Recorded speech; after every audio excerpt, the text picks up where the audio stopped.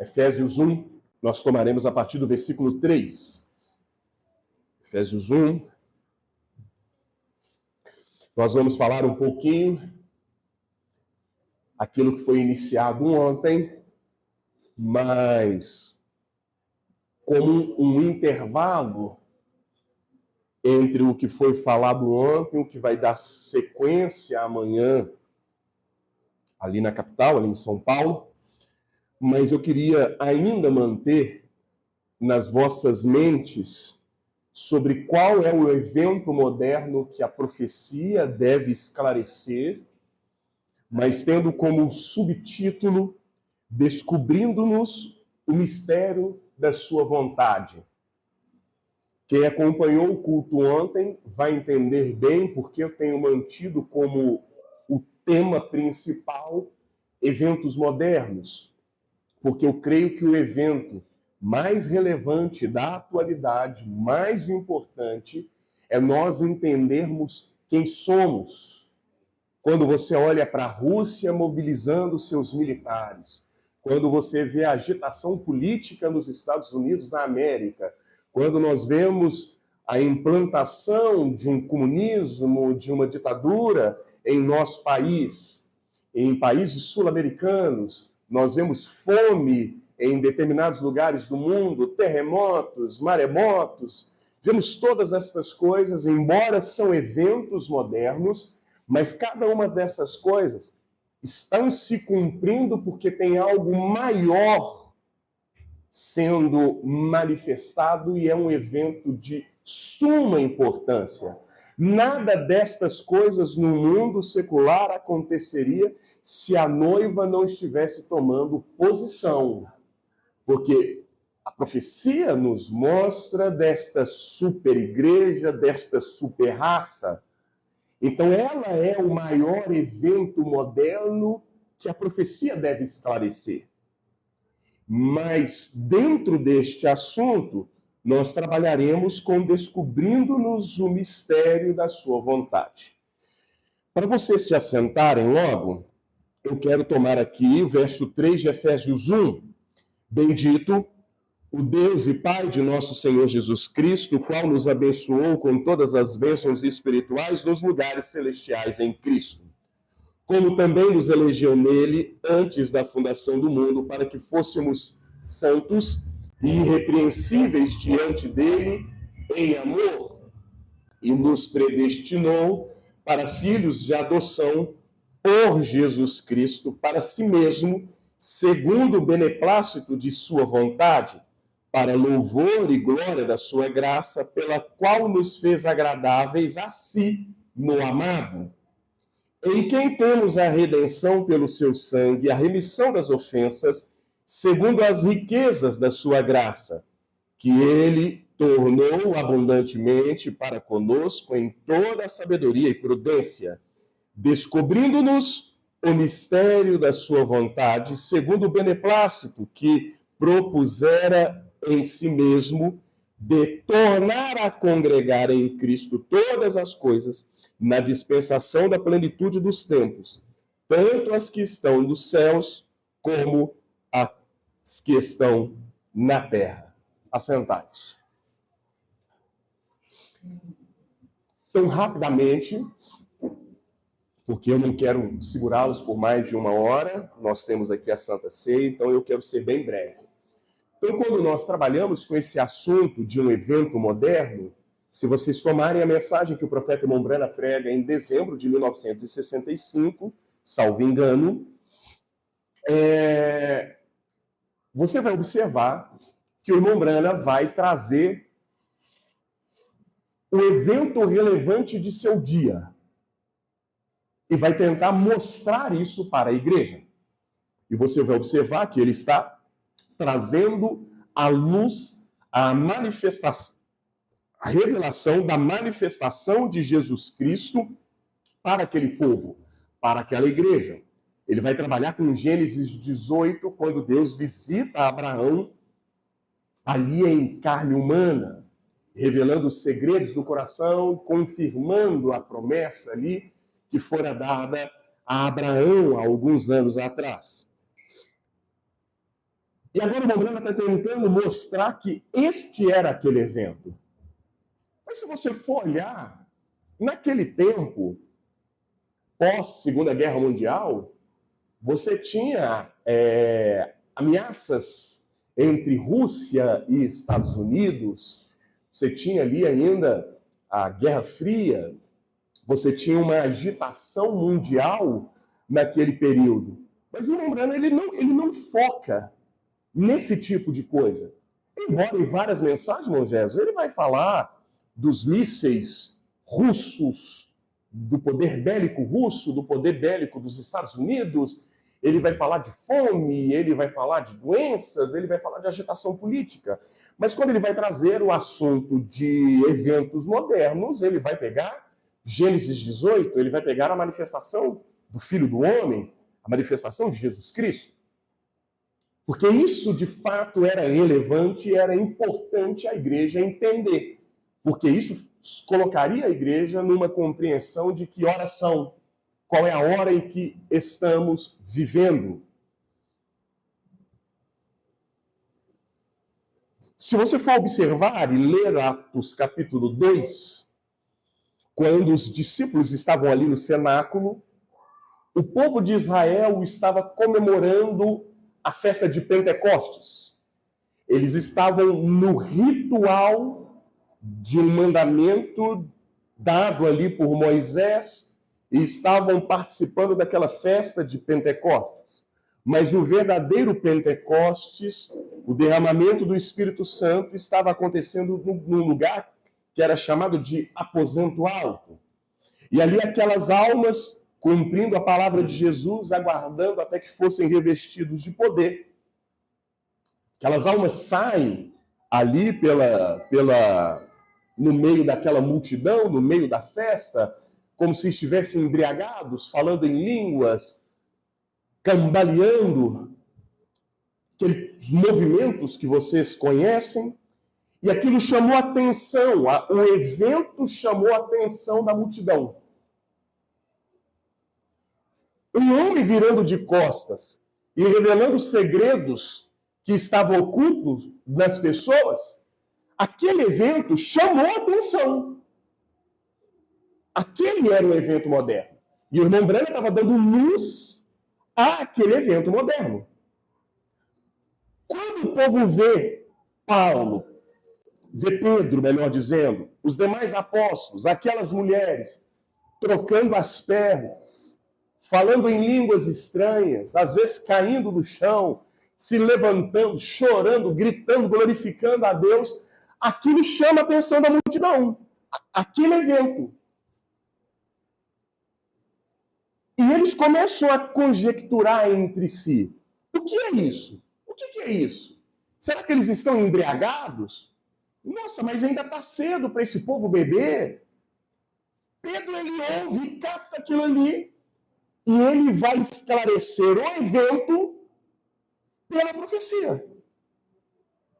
Eu não vou tomar o texto de Atos capítulo 2, mas em Atos 2 está a pregação do apóstolo São Pedro. E em Atos 2, o que Pedro vai dizer? Irmãos, varões, irmãos, estou trocando palavras, como num teatro. O que vocês estão vendo aqui, esse evento moderno aqui, é referido nas Escrituras. Os nossos profetas falaram deste dia. Vocês lembram lá de Joel, no capítulo 2, que ele diz que o Espírito do Senhor viria sobre toda a carne? O que vocês estão achando, pensando que é embriaguez, é nada mais, nada menos que o cumprimento do que o profeta Joel disse. E sabe por que o Espírito do Senhor tem vindo sobre as nossas vidas? Porque o Messias que vocês esperaram já veio. Vocês não o conheceram. Ele foi aquele que disse que veio de uma virgem, sua mãe chamava Maria. E ele começa a falar de Jesus. E o povo que ouvia As sementes eleitas que estavam ouvindo ali foram atingidas por aquilo e falaram: meu Deus, nós matamos aquele a quem estávamos esperando. Então, quem esperávamos veio, matamos, e vocês já estão desfrutando das bênçãos dele, porque ele voltou sobre vocês, Pedro, é isso que você está falando? Então é isso que quer dizer este evento moderno que tanto chamou a nossa atenção? Pedro disse, é isso. Mas e agora? O que nós vamos fazer? Porque matamos a quem esperávamos, estamos então perdidos. Ele disse, calma. Aí entra no 37 e 38, arrependei-vos, cada um de vós, sejam batizados no nome do Senhor Jesus Cristo. Vocês observaram que para aquela multidão, aquele evento do dia foi muito chamativo. E enquanto eles conjecturavam, havia alguém ali para dar uma resposta dentro da palavra, dentro da Escritura. O que o irmão Branham está tentando fazer nos dias dele? Ele está pegando um evento que tanto está chamando a atenção das massas e explicar isso pela profecia. A denominação Laodiceia não foi predestinada, não foi preordenada para captar o esclarecimento do evento. Eles presenciaram o evento, conjecturaram sobre o evento, mas eles não tinham eleição para assimilação e compreensão daquele evento. O evento em si, um homem virado, com as costas viradas para a igreja, ele tinha uma mensagem. Porque aquilo era um sinal, mas havia a voz do sinal. Aquele sinal identificava a presença de alguém muito importante na Terra. Mas a voz daquele sinal era mais importante do que propriamente o sinal em si. O sinal demonstrava e falava de uma mensagem. E qual era esta mensagem? Essa mensagem, ela revelava, ela traria esclarecimento de qual era o mistério da vontade de Deus para o povo. De 63 até 65, o que o sétimo anjo terreno faz?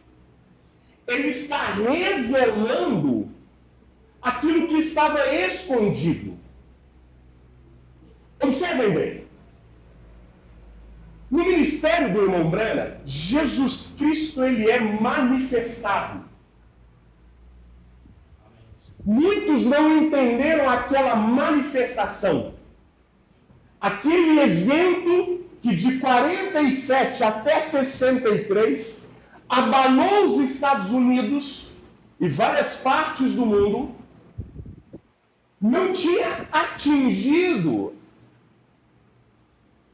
aqueles espectadores daquele evento com entendimento.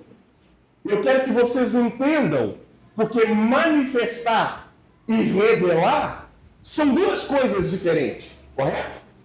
Porque manifestar é você colocar. Eu não vou conseguir aqui, dentro de uma terminologia, trazer exatamente, mas, por exemplo,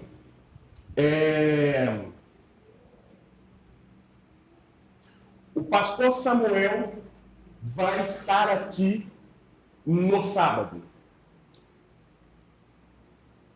O pastor fala. Mas essa ação, vamos colocar que vocês não me conhecem, tá? Quando eu chego aqui, foi revelado para vocês quem é o Samuel. Aquela figura desconhecida, ela está sendo revelada. A ação, o que eu estou fazendo aqui, a pregação, está sendo manifestado o motivo da minha vinda. É mais ou menos isso, não é? O senhor que tem mais conhecimento do linguajar do português, eu não sou tão bom nisso, mas manifestar e revelar são duas coisas, que a palavra revelar é dar a conhecer. Aquilo que estava oculto sendo dado a conhecer. Você vê que o ministério do Filho do Homem, até 1963, aquilo é manifestado. Mas depois que os selos são abertos, aquilo é revelado. Aí aquilo é dado a conhecer, você começa a compreender o que é aquilo. Quem antes da abertura dos selos, por mais que o Lombrano estava falando, olha, Gênesis 18, o Filho do Homem teve que descer para fazer isso, para fazer aquilo, por isso estamos de costa. Quem entendeu aquilo? Aqueles ouvintes da primeira e da segunda puxada, eles não tinham essa capacidade espiritual, vamos dizer assim, para assimilar profundamente o que Deus estava fazendo. Aqui está. Opa, mas aqui. São dois. Ato de dar a conhecer. Aí entre as linhas, revelar pensamentos, ideia, expressões. O revelar, por isso que Apocalipse também é revelar, é tirar o véu. O que estava desconhecido, agora sendo conhecido. Então, o Lombrana, depois que os selos são abertos, o que ele está fazendo? Ele está esclarecendo os eventos pelas Escrituras. Esse esclarecimento dos eventos, ele traz a revelação do propósito de Deus para a noiva de Jesus Cristo. Porque observem que ele vem num tempo onde a igreja, Laodiceia, já não tem mais graça e misericórdia para ela. Nós vemos que em Apocalipse capítulo 3, Laodiceia fecha a porta para ele. Ela é pobre, cega, nua, ela é desgraçada por não saber do seu estado. E nós vemos que ele está do lado de fora, batendo na porta, desejando entrar. Mas a porta não se abre. Mas, dentro de Laodiceia, havia eleitos que deveriam sair do sistema de religião, deveriam sair do sistema religioso, deveriam conhecer qual que é o propósito de Deus para ela. Você vai observar em em Colossenses, se você quiser abrir comigo, Colossenses 1.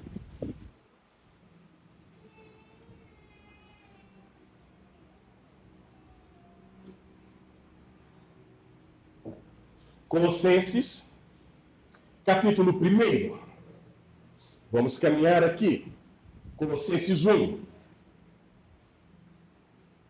Deixa eu tirar o tom da pregação e ir um pouco mais num tom mais calmo, porque eu quero que nós cheguemos no lugar aqui. Então nós vimos que Paulo, lá em Efésios, ele está falando, descobrindo-nos o mistério da sua vontade, segundo o seu beneplácito que propuseram em si mesmo. Deus propôs algo em si que agora estava sendo revelado. Quando Paulo vai escrever aos Colossenses, no capítulo 1, no verso 24, ele diz assim, regozijo-me agora no que padeço por vós, e na minha carne cumpro o resto das aflições de Cristo pelo seu corpo, que é a igreja. Aqui tem uma coisa muito interessante, olhem para cá. Paulo ele entendia qual que era o propósito de Deus individual para ele. Paulo entendeu que, embora ele fez parte do primeiro mártir da igreja, Estevão, mas ele entendia que aquilo ali não era o propósito de Deus para ele. Foi revelado o verdadeiro propósito de Deus para a vida daquele indivíduo. Por isso ele vai dizer, Paulo, apóstolo de Jesus Cristo, segundo a vontade de Deus e não dos homens. Paulo agora, em sofrimentos, aflições, em cadeias, ele pode dizer assim, eu estou em regozijo, porque o que estou sofrendo por vocês, o que estou padecendo por vocês, isso é porque eu estou cumprindo o mistério de Deus na minha vida. O que está acontecendo? Eu estou carregando em meu corpo o resto das aflições de Cristo por amor de vocês. Conhecer o propósito de Deus para nós nos cura e nos liberta de muita coisa. Nos liberta de sofrimentos, depressões, nos liberta de murmurações, reclamações, porque a nossa vida ela é cheia de circunstâncias, ela é cheia de altos e baixos emocionais, ela é cheia de altos e baixos de um contexto de que hoje eu estou muito bem, amanhã eu estou sendo incompreendido e as coisas se tornaram ruins, se tornaram contra mim. Mas Paulo tinha uma compreensão que mesmo o sofrimento dele, do qual ele estava padecendo, era para carregar o resto das aflições de Cristo que estava manifestado nele, que estava dentro dele. Particularmente, eu tive uma experiência com essa escritura. Porque o ano passado, eu sofri muito com doença, enfermidades. E eu não entendia o porquê daquilo. Até que um dia, olhando para isso, eu falei, olha, que coisa interessante. Um ministro carrega no corpo o resto das aflições de Cristo pelo povo. E às vezes isso vem de sofrimentos diversos, inclusive enfermidades, porque às vezes estamos sofrendo por causa de vocês, por causa das pessoas. Mas aí Paulo ele não se limita a isso no versículo 24, porque no 25 ele diz assim, olha, do qual estou feito ministro segundo a dispensação de Deus, que me foi concedida para convosco, para cumprir a palavra de Deus, o mistério que esteve oculto desde todos os séculos e em todas as gerações, e que agora foi manifesto aos santos, aos quais Deus quis fazer conhecer quais são as riquezas da glória deste ministério entre os gentios, que é Cristo em vós, esperança da glória. Amém. Olha que coisa interessante. Paulo usa a palavra aqui, dispensação. Paulo está tentando mostrar para a igreja que estava nesse local, ali em Colossos, que esse evento apostólico destes ministros de Deus, do qual ele fazia parte, e até mesmo os sofrimentos pelos quais ele estava padecendo, é porque o grande mistério de Deus, que esteve escondido, agora estava sendo manifesto, e este mistério que estava sendo manifestado era Cristo em nós, a esperança da glória. Ele estava mostrando qual era o real propósito de Deus para aquelas pessoas. Estava revelando qual era este mistério.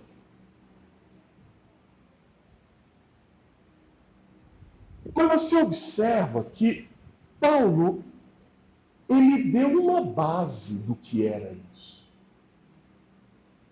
Nós somos hoje a última geração. Nós somos aqueles que recebem a pedra de coroa. Somos aqueles que recebem a voz do sétimo anjo. E esse sétimo anjo, ele vai pegar exatamente as coisas que Paulo diz e vai dar luz a ela. Porque Paulo, quando ele fala disso lá, aquela igreja não pôde despertar ninguém. Aquela igreja não pôde manifestar a Jesus Cristo em sua totalidade para ressuscitar aqueles que tinham morrido. Não era tempo para isso. Não era tempo dessa manifestação de Jesus Cristo em totalidade naquela igreja. Você vai observar que no mesmo livro de Colossenses, no capítulo 3, versículo 4, Paulo ele diz assim, olha, quando Cristo, que é a nossa vida, se manifestar, então também vós vos manifestarei com ele em glória. Aquilo não aconteceu nos dias de Paulo. Mas isso tem que se cumprir. A mensagem indo ao redor do mundo,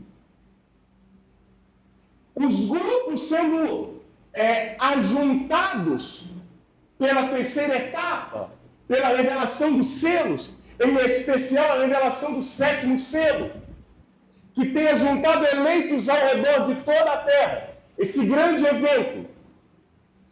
Isso sim é para manifestar esta igreja em glória. E qual é a glória dela? A saber, Jesus Cristo.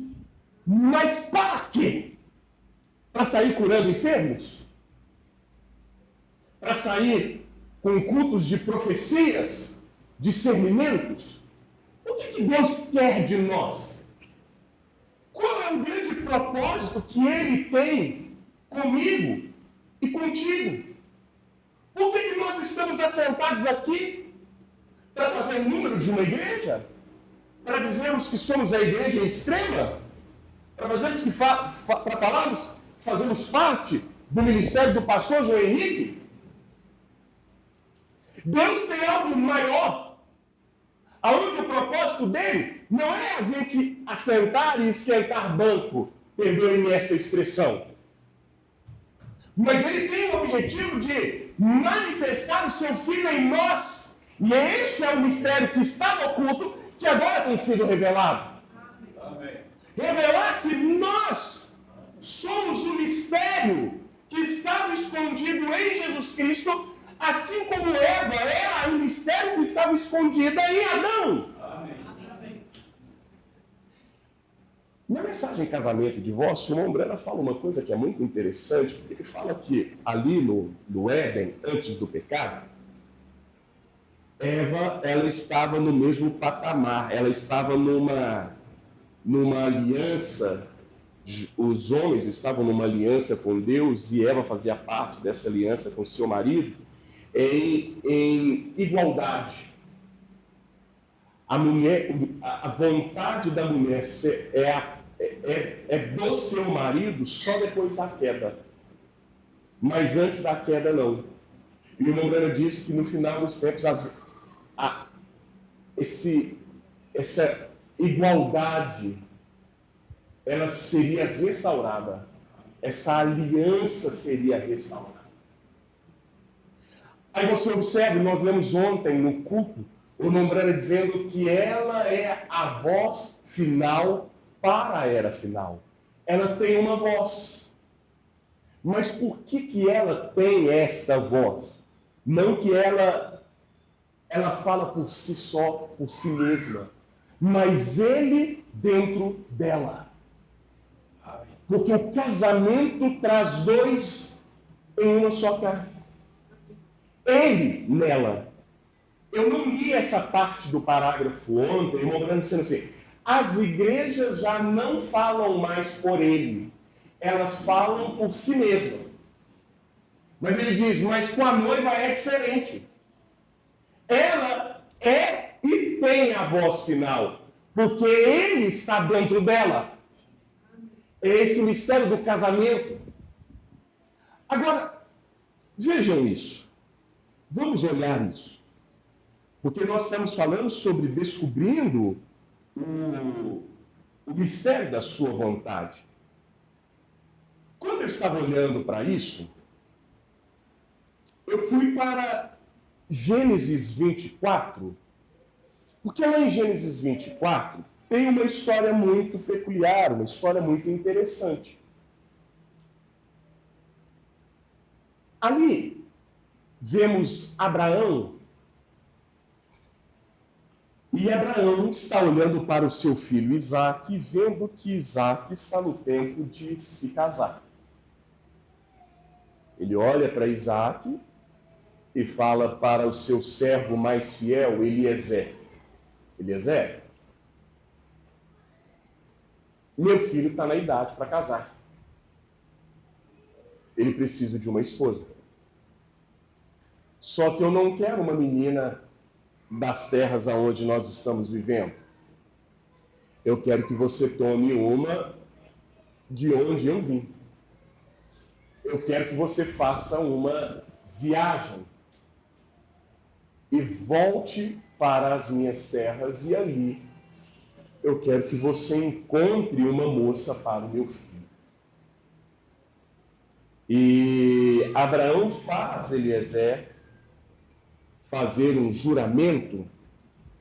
Ele põe a mão de Eliezer debaixo ali da sua coxa e faz-o jurar de que ele não tomaria uma moça a não ser da terra da onde ele tinha saído, da parentela dele. E lá vai Eliezer. Nós poderíamos ler e pegar cada tipo aqui, mas nós não vamos fazê-lo nesta noite. E lá vai Eliezer. Eliezer, chegando à cidade, ele para em um determinado lugar e faz uma oração. Senhor, eu tenho uma comissão porque eu preciso encontrar uma moça para casar-se com o filho de meu senhor. É uma responsabilidade tremenda.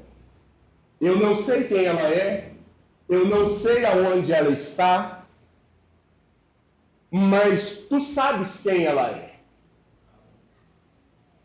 E como um sinal, aquela que eu pedir a ela água, eu pedir ela água e ela der água a mim e a minha comitiva e aos camelos, essa será a moça da qual o Senhor tem escolhido. E eu quero que vocês entendam isso. Aquele era um evento. Era um evento da escolha de uma noiva para um casamento. Dentro desse evento, havia uma moça que tinha um propósito. Ela nasceu com um propósito para ser a esposa do filho daquele homem que fora enviado. Só que aquela menina não sabia do propósito. Ela queria se casar, obviamente, como toda moça queria se casar. Ela queria ter um casamento feliz, como toda moça gostaria de ter um casamento feliz. Ela tinha pensamentos, como nós lemos ontem em Isaías 55, verso 8. Ela tinha os seus pensamentos, que poderiam dar certo ou errado. Ela poderia ter um casamento feliz ou um casamento infeliz. O marido dela poderia ser bonito ou poderia ser feio. Poderia ser um marido próspero ou poderia ser um marido pobre. Ela tinha os seus pensamentos que poderiam ou não dar certo ou errado. Mas Deus tinha pensado sobre aquela moça. E aquela moça não sabia dos pensamentos de Deus para ela. Eliezer, ele vai atrás daquela moça, mas ele conhecia uma parte do que Deus tinha pensado. Mas ele não sabia quem era a moça que Deus tinha pensado. E enquanto ele está fazendo aquela oração, Deus está trabalhando na outra ponta, fazendo com que uma menina vá até o poço para retirar água. Mal ele acaba de fazer a oração e lá aparece Rebeca. E ele olha para aquela donzela e disse: minha filha, eu venho de viagem, dá-me água para beber. E ela joga o balde ali no poço, puxa aquele balde cheio de água e serve aquele homem. E enquanto isso, ele está observando as ações daquela menina virtuosa. Quem sabe o coração dele batendo até mais forte. Será que é essa? Daqui a pouco ela fala: meu Senhor, o Senhor me permite também matar a sede dos seus camelos e de sua comitiva? Eliezer agora conheceu todo o pensamento de Deus. Então essa é a moça escolhida não por mim, mas escolhida por Ele, pelo Senhor. Daqui a pouco, quando a moça para de servir, de dar água à comitiva, aos camelos, ele vai se assentar com aquela menina. Menina, você é filha de quem? Da onde você veio? Quem são os seus parentes? Aí a menina começa a contar a história da vida dela.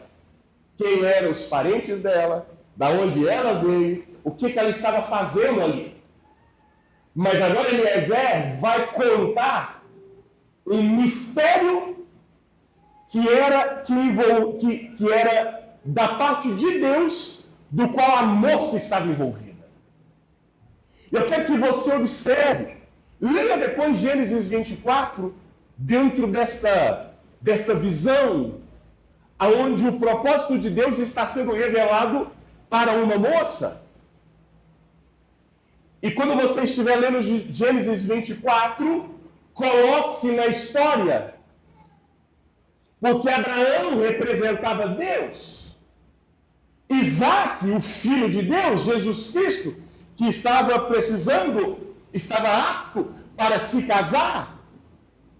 Eliezer, o mensageiro na busca de uma menina. Rebeca, esta virgem, a noiva que é enviada a Isaac, que é enviada a Cristo. Um tipo meu e seu. Mas Eliezer agora se assenta com aquela menina e diz: moça, Rebeca, deixa eu te falar algo. Eu vim de uma terra aonde o meu servo, Abraão, aí ela: Abraão, eu o conheço. Ele esteve nessas terras, eu tenho ligação familiar com ele. Eu falei assim: o senhor já ouviu? Já, mas tem muitos anos que ele saiu das nossas terras. Eu não sei se ele é a primeira pessoa, a segunda pessoa, eu não entendo bem quem ele é. Aí daqui a pouco, ele começa a contar quem era Abraão. Você vê que o mensageiro, a primeira mensagem registrada que nós temos é a divindade de Jesus Cristo. Ele vai mostrando Jesus divino, a deidade, para que nós não ficássemos confundidos se ele é a primeira, a segunda ou a terceira pessoa da divindade. Então a primeira coisa que ele revela é quem era Abraão. Daqui a pouco ele vai falar que Abraão tinha e recebeu uma promessa, um filho lhe foi prometido, e ele conta a respeito desse filho, e ele fala que a semente de Abraão abençoaria toda a terra. Ele revelou quem era o pai, ele revelou quem era o filho, mas ele não para, e ele agora conta o propósito de sua chegada àquela cidade. Eu, quando eu paro para meditar nisso, a minha alma se emociona, porque eu vejo o que o nosso Eliezer fez por nós. Amém. Dentro deste evento, quando surgiu um homem em 1947, pegando as mãos das pessoas e diagnosticando enfermidades, orando por enfermos e as enfermidades sendo curadas, demônios sendo expulsos, almas sendo libertadas, mortos sendo ressuscitados, daqui a pouco revelação dos segredos do coração, daqui a pouco uma linguagem profética para posicionar a palavra, mas aí dentro da terceira etapa, ele poder revelar o propósito da minha existência, da sua existência. Porque quando eu vejo o mensageiro, ele revelou quem é o Pai, ele revelou Jesus, não a primeira, segunda ou terceira pessoa da Trindade, mas um Deus que é por todos, sobre todos, em todos, e ele por todos nós, ou sobre, por e em. Um Deus. Daqui a pouco ele começa e ele se coloca dentro da Escritura. Por isso o Lombrana perdeu muitos amigos. O que Tommy Osborne disse? Eu nunca vi um homem que me revelasse Jesus Cristo de uma maneira tão poderosa como ele assim o fizera. Mas depois ele começou a se chamar de Elias. Porque o Lombrana teve que revelar quem ele era. Leia Gênesis 24, Eliezer precisou revelar quem ele era. Amém. Ele precisou te falar, eu sou o mensageiro do meu Senhor. Amém. Antes dele contar o propósito de sua vinda, ele precisou contar quem ele era. Amém. Amém. Antes do Lombrana contar a mensagem.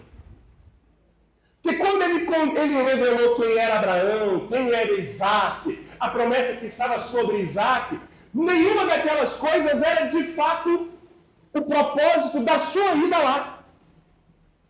Ele foi com uma comissão. Aquilo fazia parte de algo. Mas qual era o propósito da sua ida até aquela cidade? Encontrar uma esposa para o filho do seu Senhor. Dentro desse propósito da ida dele, ele fala um monte de coisas. Inclusive, quem é Deus? Quem ele era? O Lombrana tem que falar de Malaquias 4. Ele tem que falar de Gênesis 18, Lucas 17, 30. Ele tem que falar de Apocalipse 17. Ele teve que mostrar e se colocar dentro das Escrituras. Porque havia uma Rebeca que precisava entender isso. Assim como aquela Rebeca de Gênesis 24, ela precisou de compreender isso.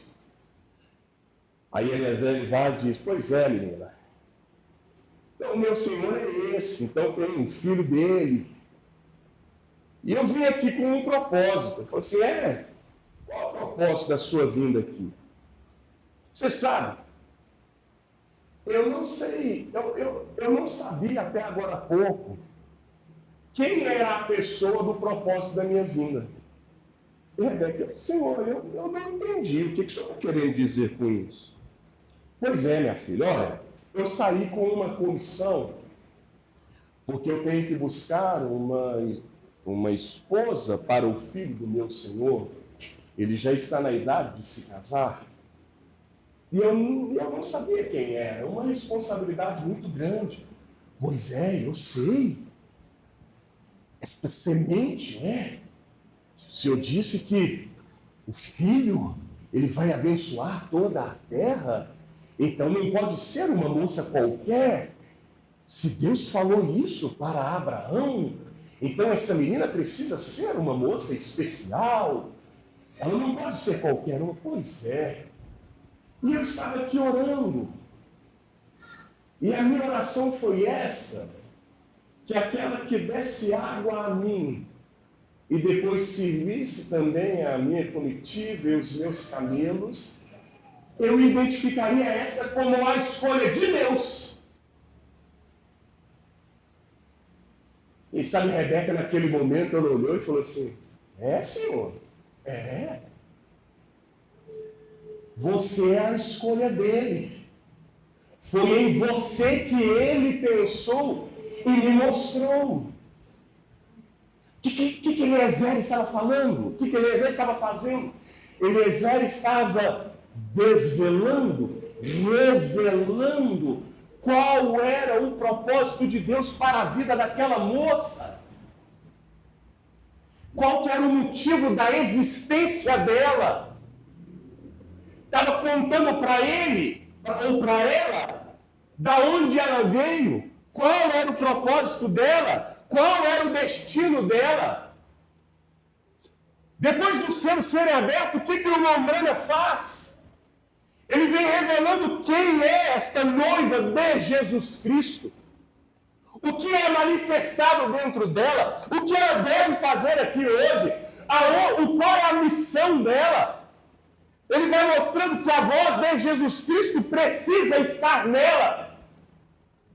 Que ele e ela são um. Ele vai contar sobre o futuro lá da noiva terreal e o noivo celestial. Ele vai contar desta união invisível. Ele vai mostrar deste filho prometido sendo manifestado através dela. Ele vai mostrar ela grávida e que com dores de parto ela está pronta para dar à luz. Ele vai mostrar que esta igreja ela é uma super raça. Ele vai mostrar que esta igreja é uma igreja invencível. Ele vai mostrar que este é o tempo dela se levantar em glória. Ele vai revelar qual é o propósito. Aí você começa a entender por que isto aqui chegou às suas mãos. Não é para ser uma filosofia, não é para ser uma mensagem bonitinha, não é para ser algo que vai emocionar os nossos corações, como num sermão pentecostal ou denominacional, mas isso revela quem você é, o que você está fazendo aqui e para onde você vai. Amém. Por isso eu estou chamando isso de um evento moderno, porque o que está acontecendo hoje é essa noiva de Jesus Cristo, é a marcha da noiva de Jesus Cristo, como o irmão Brana viu em 1964, quando ele pegou escolhendo uma noiva. Depois de passar aquela igreja imoral, aquela igreja despida, aquela igreja promíscua, deveria haver a caminhada daquela segunda igreja como foi a da primeira, marchando ao som de avante soldados cristãos, e a marcha dela agora seria para a eternidade, seria para a glória. Nosso tempo hoje não é mais para nos assentarmos aqui e apenas esquentar bancos. O tempo de frequentar esse lugar está acabando. Amém. Nós precisamos entender isso. Não sabemos mais quanto tempo nos resta de vir a lugar como esse e ouvir mensagens como estas. É hora do que temos ouvido se tornar real. Amém. Continue olhando ainda para Gênesis 24. Se o tempo não fosse tão corrido, nós pegaríamos verso por verso ali. Quando a Eliezer está só com a moça, e ele está revelando isso para ela o convida para ir para sua casa. E ele passa uma temporada ali. Ele também conta quem era Abraão. Ele conta quem era Isaac. Ele conta o propósito de sua vinda. Ele conta que Rebeca foi a escolhida. Ele paga os dotes para Labão. Ele dá presentes ali para a família. É Labão mesmo, né? Se a minha mente não falha. Ele dá os presentes. Ele dá alguns dons para os pentecostais. Ele abre essa caixa de presente. Embora o movimento pentecostal comece em 1909, mas entre 1909 você tinha ali apenas línguas e interpretações. Mas quando Eliezer chega, aí não tem apenas línguas e interpretações. Aí ali você tem profecias, você tem cura divina, você tem uma gama de coisas. E quando Eliezer chega ali na casa de Rebeca, ele entrega esses pingentes, ele entrega aqueles presentes. Ele passa um tempo ali com eles, onde ele vai falar um monte de coisa que eles não compreendem, que Labão e a família não puderam compreender. Mas aí, ao amanhecer de um novo dia, ele fala assim: preciso ir embora. Eu não posso perder mais tempo aqui. Eu tenho um propósito. Eu vim aqui com um motivo e um objetivo. Para que eu vim, já foi realizado, já foi feito. Ah, não deixa a Rebeca aí, não deixa, fica mais um pouquinho. Não, eu tenho pressa. Ele tem pressa. Ele tem pressa. Amém. Ele tem pressa. Um casamento tem que ser realizado, ele está com pressa. Amém. Você vê que ali em Apocalipse capítulo 10, ele jura para aquele que vive para todo sempre, e não há mais tempo. Muitas das nossas versões aqui, ela diz não há mais demora, mas o irmão Brana pega a versão King James e ele pega a palavrinha tempo e ele diz já não há mais tempo. Não é mais tempo de sermos membros de igreja como o mundo aí fora é, de vir sem entendimento para esse lugar, de respeitar um pastor só numa questão humanística e social. Nós precisamos entender o que um verdadeiro e real ministério significa. Nós precisamos participar de cultos racionais. Amém. Nós precisamos tomar essa mensagem com uma racionalidade espiritual. Amém. Nós precisamos entender de verdade o que, para que isso veio a nós. Por isso eu estou pegando o exemplo de Rebeca, porque talvez não há história mais representativa com as nossas vidas do que Gênesis capítulo 24. Todos os passos, todas as etapas fora da minha e da sua vida. Amém. Aí agora ele olha ali e fala: Labão, chegou o dia, é hora de irmos embora.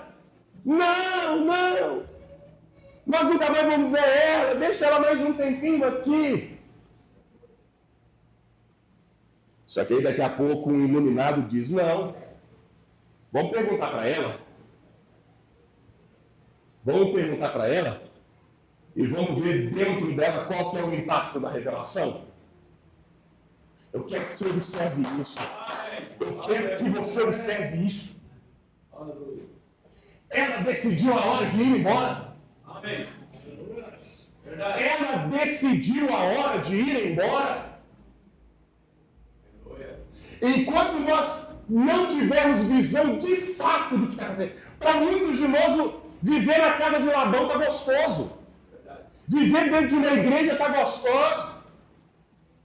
Ter o nosso saláriozinho todo mês está bom. Por mais que nós vemos aí fora que as coisas estão se apertando, mas está bom. Você já parou para pensar que nós não estamos afligidos com o carnaval aí fora? Nós deveríamos estar afligidos. Nós deveríamos estar chorando.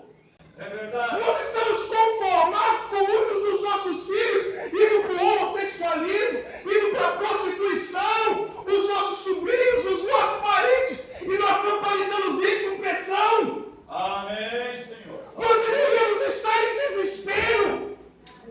Amém. Nós falamos com a boca cheia que não conseguimos orar como orávamos antes, que não conseguimos jejuar como jejuávamos antes, e que a nossa força não fez.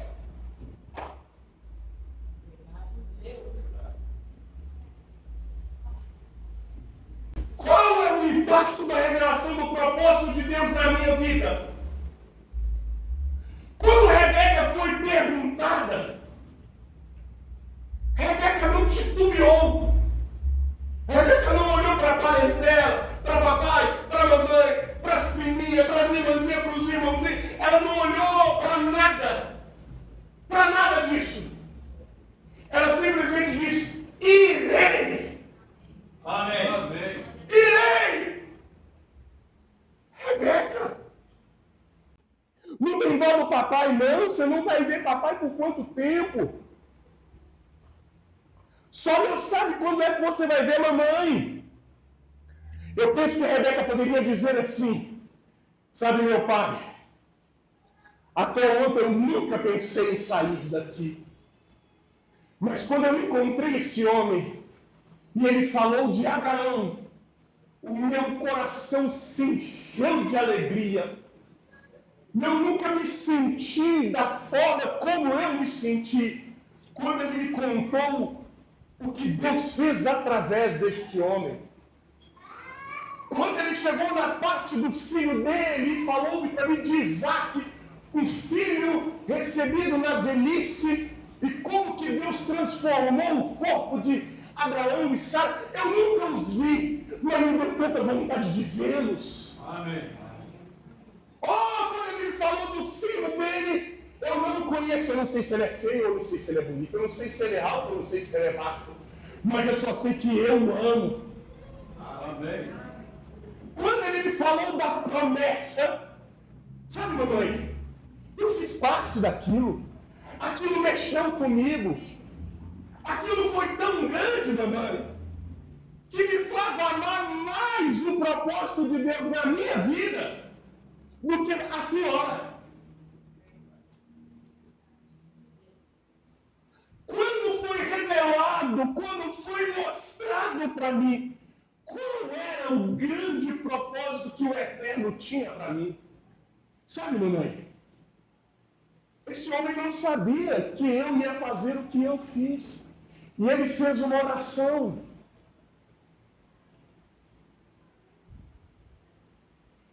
Eu não entendia quando ele me pediu água. Aquilo soou um estranho, um estrangeiro, um forasteiro, me pedir algo. Eu simplesmente me movi. Eu fiz. Mas aquilo mexeu comigo.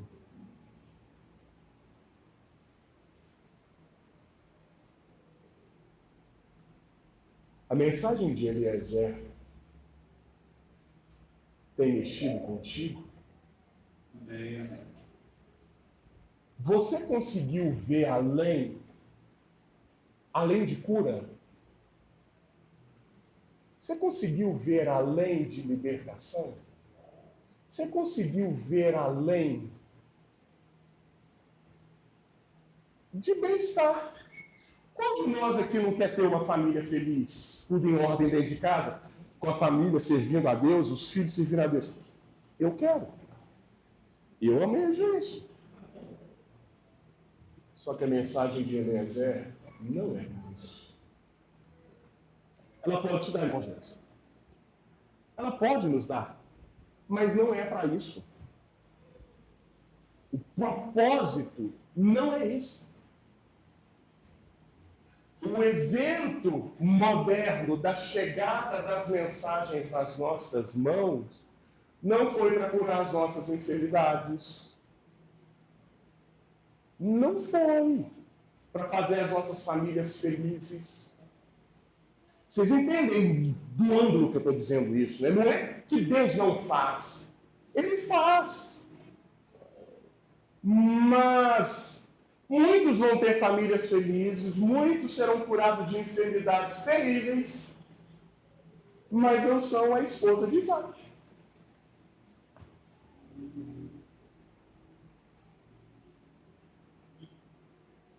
Você acha que não tinha presente para Rebeca, não? Tinha presente para Rebeca. Igualzinho tinha presente para Labão. Só que o maior presente de Rebeca não era prata, ouro, tecido, perfume, pingentes, ou seja lá o que for. O presente de Rebeca era casamento, era marido, era uma promessa. Nós vemos as igrejas denominacionais ali, eles têm presente. Às vezes, tem famílias até mais felizes do que as nossas. Às vezes, nós só temos sofrimento, dificuldade.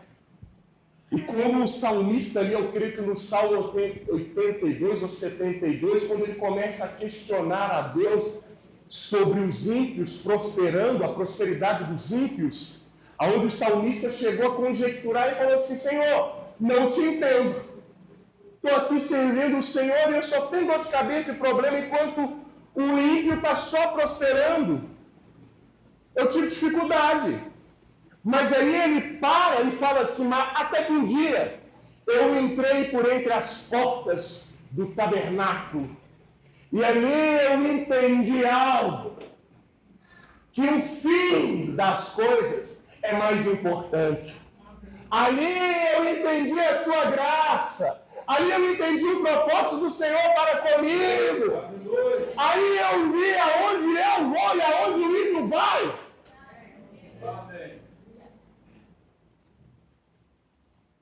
Eu não queria ter trazido isso numa forma de pregação, porque eu acabo me perdendo. Eu queria ter ido um pouco mais devagar. Mas até para eu cumprir o horário, e eu vou fazer isso porque está dando exatamente 1 hora, medite nisso. Eliezer veio para revelar o propósito de Deus para Rebeca. Não era o propósito da vida de Rebeca, como Rebeca mesmo, mas era o propósito de Deus revelado para Rebeca.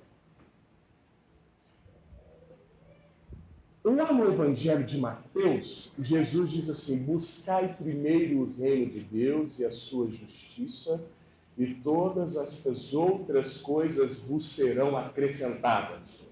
Vocês conhecem a Escritura? Conhecem? Amém? Você sabe que quando Jesus está falando que todas estas outras coisas vos serão acrescentadas, ele está falando de bênçãos terrenas.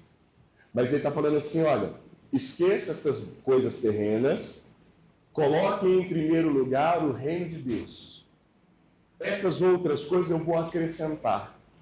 Sabe o que é colocar Deus em primeiro lugar e buscar o seu reino em primeiro lugar? É cumprir a vontade dele na minha e na sua vida.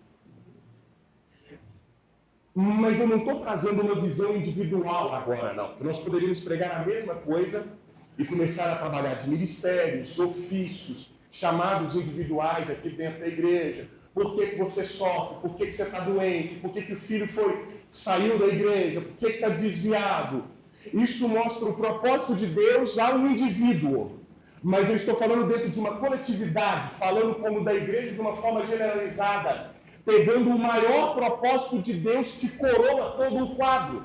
Porque essa igreja precisa entender quem ela é em sua totalidade, para que Jesus Cristo seja manifestado dentro dela. Porque você, quando você lê a Bíblia, os homens aqui, você não ama ler Paulo? Eu tenho uma vontade de conhecer Paulo, conhecer Pedro. Eu creio que muitos de vocês têm vontade, irmãs, de conhecer ali Maria, Lloyd, Madalena. Como diria o meu velho pastor Vanderlei, segura no banco ali. Aqui, ela está esperando em vocês. Maria cumpriu o propósito de Deus na vida dela. Qual era o propósito de Deus na vida dela? Ser o ventre virgem para que o Filho de Deus pudesse nascer. Amém. Madalena cumpriu o propósito de Deus na vida dela. Paulo cumpriu o propósito de Deus na vida dele. O irmão Grana cumpriu o propósito de Deus na vida dele. O propósito de Deus na vida de Grana era contar o segredo de Deus para mim e para você. A parte que coube ao William Marion Grana foi feita. E ele revelou Rebeca, revelou por que ela nasceu, o que ela está fazendo aqui e para onde ela vai. Agora chegou a hora de Rebeca levantar e dizer: irei, eis-me aqui, Senhor, farei a sua vontade. Chegou o dia, queridos cristãos. Chegou o dia. Não está transmitindo, eu acho que quando não está transmitindo eu fico um pouquinho mais ousado. Eu fico um pouquinho mais ousado. Porque aí se precisar nem coçar, coça. Você não cansou de vir à igreja, não? Você cansou, não? Entendam pelo amor de Deus o que eu vou falar, para vocês não escandalizarem. Vir à igreja é chato. Vou pegar olha só. Calor. Temos 1h30, 1h40 aqui dentro. Ficaremos mais 20, 30 minutos. Um homem que fala o português todo errado, gritando no seu ouvido. Quem olha de fora para dizer que o povo é doido? Mulheres, vocês rejeitam as modas do mundo, os cabelão, os vestidão, enquanto o mundo está aí curtindo. Nós vamos andando sem querer olhar para os lados, porque tudo pode nos levar ao pecado, tudo pode nos levar ao erro. Aqui, isso é chato. Pastor, misericórdia. Espírito Santo, isso aqui é a coisa mais chata do mundo. É verdade. Espírito Santo? Amém. Tem gente que fala melhor. Tem lá o Pablo Marçal, lá, com um monte de baboseira que ele fala lá, fez um monte de gente ficar rico. O coaching. Tem aí os pastores, como diria meu velho pastor, com um sorriso de Mona Lisa, com palavras bonitas, autoajuda, que mexe com as nossas. É muito melhor, senhor. Só que o propósito de Deus nunca foi esse. Nunca foi isso aqui. Nunca. Pastor, então devemos fechar as igrejas? Não é isso. O que eu estou tentando dizer que quando você entende o propósito de Deus para a sua vida e você recebe o batismo com o Espírito Santo, o estar assentado aqui é até diferente. O melhor lugar do mundo. Amém. Porque aí você entende que não é um camarada que não sabe falar nem o seu idioma direito. Você começa a entender que ele não é um coach com palavra bonita para te trazer evolução pessoal e individual. Você começa a entender que estas palavras, elas são direcionadas a ti para que você entenda o seu verdadeiro e real propósito como a esposa de Jesus Cristo. E aquilo começa a fazer com que você olhe além do natural. Aí é onde se cumpre o que o Mombrana diz. Você mal espera as portas da igreja abrir para você poder entrar e ouvir essas palavras. Amém. Amém. Agora, quem não tem o Espírito Santo, vai na igreja o dia que quer. É porque é chato. Vai na igreja o dia que quer. A mensagem hoje não foi boa, o pastor não falou o que eu queria. Aí não ia hoje, nossa, cantou só hino antigo do Inário. A intenção dele não é Eliezer contar para ela o propósito da vida dela. Ela ainda não entendeu. Ela ainda é um número em meio às pessoas. Ela ainda acha que vai à igreja. Ela não entendeu que ela é a igreja. Que ela foi aquela que foi chamada para fora. Ela ainda não entendeu. Ela ainda não sentiu o sabor de Deus. Ela ainda não está disposta a despedir de Labão. Ela ainda não está disposta a despedir do papai e da mamãe. Ela ainda não está disposta a dizer para ele, ó, irei. Amém. Eu quero encontrar com Isaac. Eu quero encontrar com esse homem. Que você me contou essa história. E me revelou quem ele é e encheu meu coração de alegria. Amém. Irmão, por isso o Mombrana diz, o dia que a noiva descobrir quem ela é, o dia que Rebeca descobriu quem ela é, nada e ninguém segurou ela. Amém. Afeto não segurou ela. Amém. Nada nada segurou ela. O dia que ela entendeu quem ela era, entender quem você é, entender qual é o propósito da sua existência, para que você veio, para que você está aqui. O dia que eu entendi o meu propósito individual como crente, fazendo parte desse corpo místico de Cristo. O dia que eu entendi que eu sou pastor. Amém. E que Deus me colocou num lugar para dar comida a um povo. Eu não quis saber se vão gostar de mim, se não vão gostar de mim. Eu não fui colocado para o povo gostar de mim. A minha existência, o propósito do meu nascimento, não foi se as pessoas vão ou não vão gostar de mim. Eu não fui levantado para isso. Eu fui levantado para dar pasto. Amém. O dia que Deus me fez entender isso, pastor, com doença ou sem doença, na hora que eu começo a sentir dor, eu lembro de Paulo: carrega em meu corpo o resto das aflições de É Cristo. verdade, Senhor. Ah, eu entendi. Eu adoeci não é porque eu estava no carnaval. Eu adoeci não é porque eu estava na balada. Eu adoeci porque eu fiz algumas loucuras. Levantando 5 da manhã e viajando 2h30, pregando 1h30, 2 horas. Depois pegando o carro de novo, chegando em casa, trocando a camisa, às vezes nem tempo para tomar banho, e pregava de novo. Ah, eu adoeci, não é porque eu estava usando entorpecentes, porque eu estava me envolvendo com bebida alcoólica. Eu me destruí por causa do povo do Senhor. Amém. Aí eu falei, eu não reclamo mais das minhas enfermidades. Então fulano falou mal de mim, Beltrano falou mal de mim. Mas por quê? Porque eu preguei isso.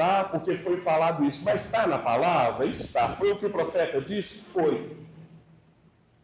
Amém. Fulano não gosta, não vão convidar, não vão fazer isso. Não tem problema. Eu não sou apreciado por causa do quê? Porque eu dei guarida a ovelhas sem pastor? Porque eu fui atrás de ovelhas perdidas? Quando eu entendi o meu propósito, o fardo se tornou leve.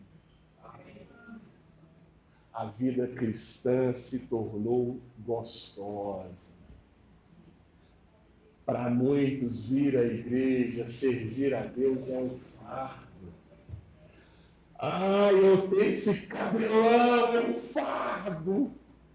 Não dou conta, estou doida para cortar. Você não entendeu o propósito do cabelão.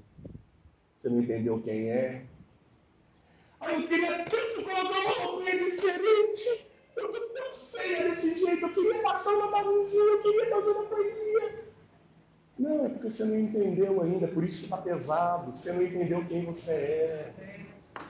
O dia que você entender quem você é, você não faz isso. Ô, glória. Nossa, eu até gosto da minha esposa, mas eu queria tanto ter uma... Você não entendeu quem você representa.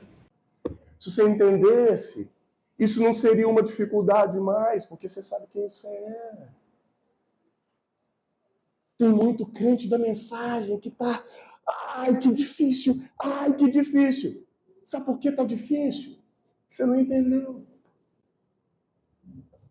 O dia, jovem, que vocês entenderem por que Deus vos trouxe essa mensagem, quem é você, o que vocês estão fazendo aqui, se torna leve. Porque Jesus disse que o meu fardo é leve, o meu jugo é suave. Eu sei que a irmã está doente. Irmã, tem propósito nisso? Tudo tem propósito. Tudo. Paulo, em Romanos 8, ele diz assim: igreja, não se apavore com as aflições deste tempo presente, não. Porque há algo muito grande a ser revelado em você. Pastor, o que o senhor está falando? Será que Deus vai me curar? Ele pode. Se for o propósito dele, a senhora não só pode, como será curada. Não interessa o tamanho da enfermidade. Mas e se ele não quiser te curar?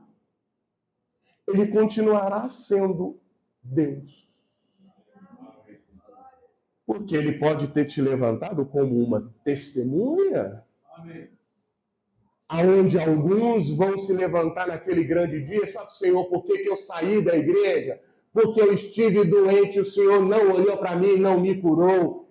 O pastor falava que o Senhor era curador, mas para mim o Senhor não fez, e por isso eu saí, eu não dei conta de ficar. Aí daqui a pouco Deus levanta alguém e fala assim, vem cá, como é que a senhora chama? Márcia. Vem cá, Márcia. Você viveu ali 24, não foi? Foi.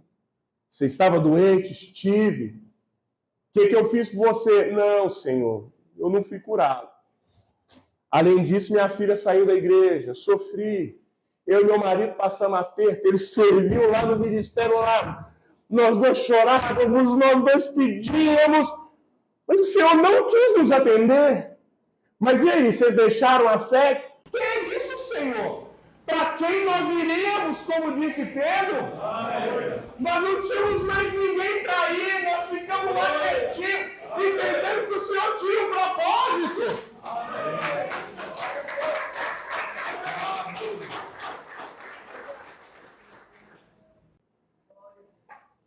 Tudo nas nossas vidas tem um propósito. Pastor, mas falam tão mal de mim. Árvore frutífera, ninguém fala nada dela, senhor. Ninguém joga pedra em árvore que não dá fruto.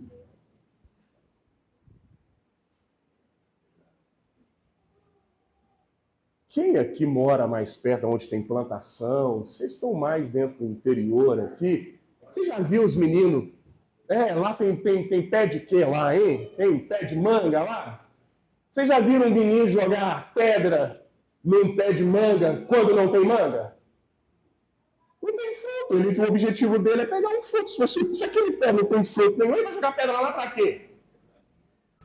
Agora, quando ela está carregada ali de manga, cheia de fruto, ele pega ali, né? Pega pedra, um pau ali para bater nela e cair ali, né? Aqui, sabe por que o diabo bate e Deus permite? É porque tem muita coisa. Amém. É porque tem muita coisa. Amém. Eu posso te contar isso, sabe? E meu tempo já passou e eu estou quebrando a minha promessa. Um dia eu estava no pomar do pastor Vanderlei, ali em Belo Horizonte. Ele ama mostrar o pomar dele. Toda vez que você vai lá, tem que mostrar. E toda sexta-feira, eu, pastor Vilaça, irmão Adelson, a gente ia lá passar uma tarde com o pastor Vanderlei. Nesse dia eu cheguei primeiro.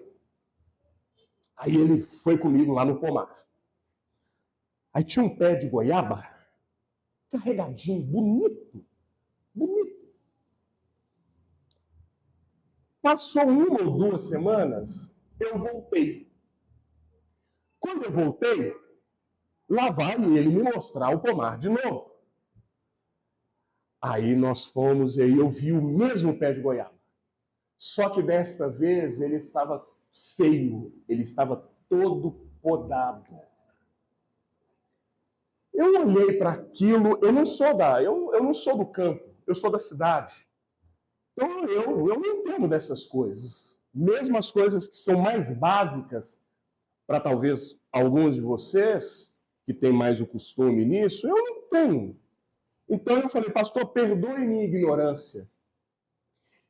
Há 2 semanas, talvez, eu estive aqui, essa árvore estava tão bonita, e agora ela está assim. Por que o Senhor fez isso? Ele olhou para mim, deu um sorriso e falou assim, Samuel, eu precisei de cortar os galhos dela, tirar as folhas dela e ficar desse jeito que ela está aqui, pelada, feia, para que na próxima estação seus galhos estejam mais fortes e ela dê mais fruto do que deu nessa temporada. Por isso eu podei ela. Aí eu falei, louvado seja Deus! Amém. Você começa, meu Deus, dá fruto, e dá fruto. Daqui a pouco parece que você está no pó, humilhado, derrotado. vem para os cultos, às vezes até de cabeça baixa, sofrido, doído. Deus arrancando galho e podando. Aí ele vai te falar, você fala assim, pai, por quê? Por quê? É porque você precisa dar frutos mais vistosos na próxima estação. Eu quero que o seu fruto seja mais doce. Eu quero que o seu amor seja mais apurado. Eu quero que sua paciência seja mais identificada com a minha paciência.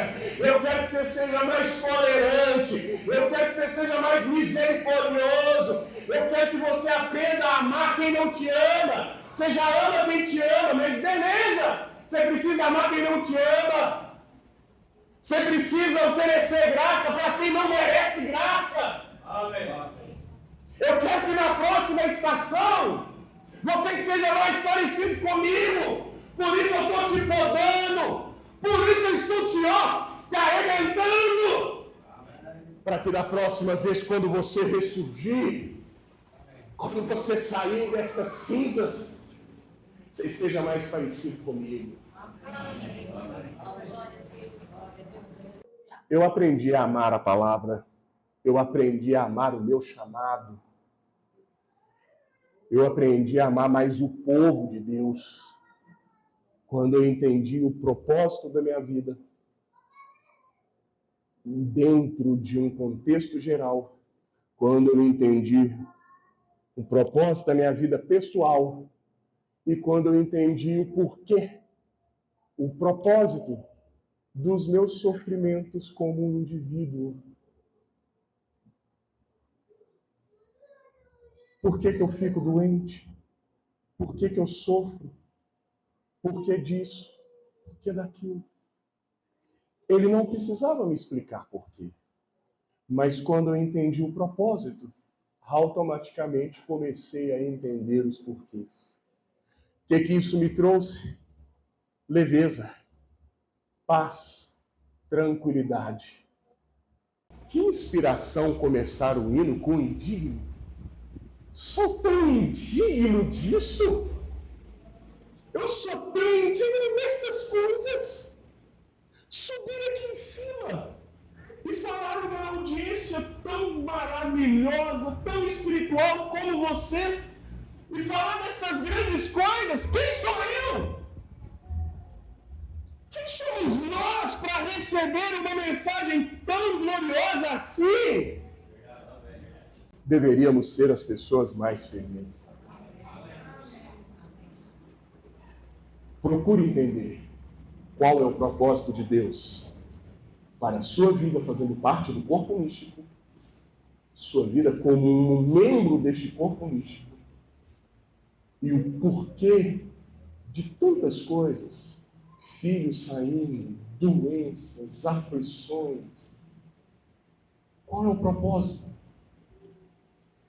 Porque tudo tem um propósito, tudo tem um motivo. Quando você entender isso, você será liberto. Isso será uma libertação. Deus te abençoe em nome de Jesus.